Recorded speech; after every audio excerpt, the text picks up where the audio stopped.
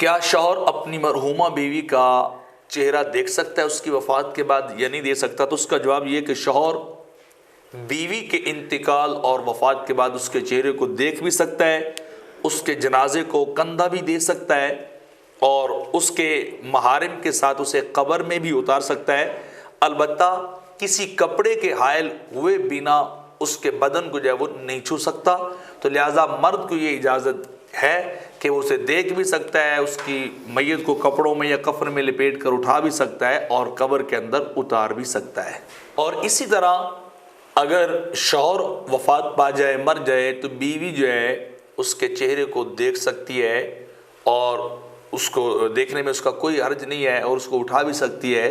यानी दोनों एक दूसरे के चेहरे को देख सकते हैं और उनके आखिरी रसूमात के अंदर जहाँ तक इजाज़त है मर्द और औरत के लिए वो शामिल हो सकते हैं शरीयत हदूद के अंदर रहकर।